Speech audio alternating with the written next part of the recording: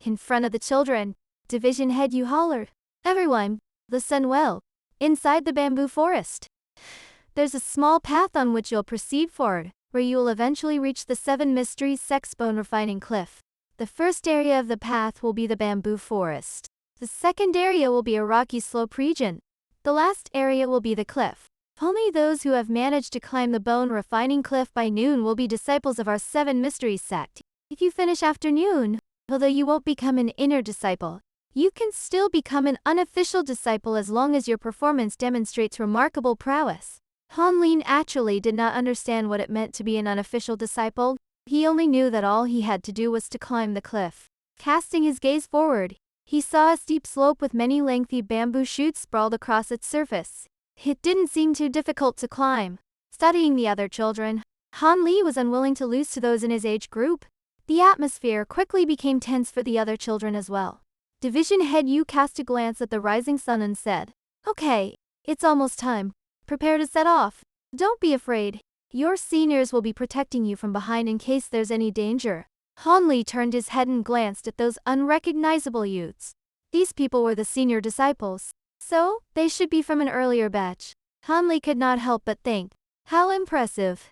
If I managed to join them, could I wear the same robes of an inner disciple? As he was blindly pondering, Han Li discovered that the other children had already rushed into the bamboo forest. Seeing that he was left behind, Han Li quickly started moving forward as well. Once the 30 children rushed in, they stopped moving as a group and scattered within the spacious bamboo forest. Behind Han Li was a lanky senior disciple with a cold look on his face, silently following Han Li. Han Li felt a little frightened and didn't dare to speak to him. Slightly intimidated, he lowered his body and proceeded to tread on the slope. This stretch of bamboo forest looked ordinary on the outside, but after Han Li walked for a considerable amount of time, he found that it was slowly becoming more and more difficult to move forward. His footsteps were getting heavier, and gradually, Han Li began to use one hand to pull on the bamboo shoots, using the momentum of the bamboo springing back to its original position to propel him forward. Han Li persisted in this manner for quite some time, but he eventually became too exhausted and had no choice but to find an empty space to sit down and rest, his breath leaving him in heavy bursts of air. While taking a breather, Han Li turned his gaze and saw the lanky senior behind him. Although the ground was very steep, this senior disciple was standing nonchalantly on the ground as if it was nothing to him. His body was totally devoid of dirt, standing erect like the bamboo shoots nearby. He silently looked at Han Li in the distance. Looking at the senior's cold eyes, Han Li felt fear in his heart and quickly looked away. He also heard sounds of heavy breathing in front and deduced that one of the faster children was also making use of this opportunity to rest. After a short break, Han Li swiftly resumed his journey. The slope was perilously steep, and Han Li's energy reserve were getting smaller and smaller. He decided to lie flat on the ground and claw his way forward instead of walking on his legs, such that if he exhausted his energy, he would not fall flat on his face. Luckily, his clothes were made of strong materials. If not, his limbs and knees might have been damaged by being dragged across the rocky ground. As he almost reached the end of the bamboo forest, Han Li felt that it was getting tougher to finish this last stretch. This was because the stones and rocks on the ground were increasing, while the number of bamboo shoots were decreasing. Han Li finally reached the point where there were no more bamboo shoots for him to use for support, and he slowly moved past this last stretch of road and overcame the first obstacle. The moment he walked out of the bamboo forest, he could only see a vast expanse of land. In front of him was an incomparably huge, rocky mountain. On top of the gargantuan mountain were a few skinny kids, slowly climbing up the stone cliff along with a few senior disciples keeping a close watch on them. Han Li did not dare to hesitate any longer and rushed to make his way to the front of the huge rocky mountain. The mountain consisted of layers and layers of sedimentary rock stacked upon each other and appeared very eroded. In some places, the ground crumbled when touched.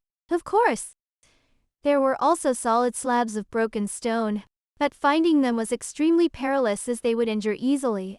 After just a short while, Han Li's hands were already riddled with scrapes and gashes.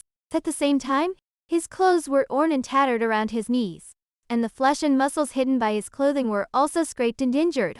Although the wounds on his knees were small, Han Li gritted his teeth every time they came into contact with the jagged rocks, the pain almost more than he could bear. Still, The few children in the lead were only climbing further and further away. Seeing the others ahead of him, Han Li refused to give up. The moment any thoughts of giving up flashed past his mind, images of his third uncle and his family would appear, giving him the motivation to carry on. With the memories of those he loved urging him to continue, Han Li relentlessly proceeded forward.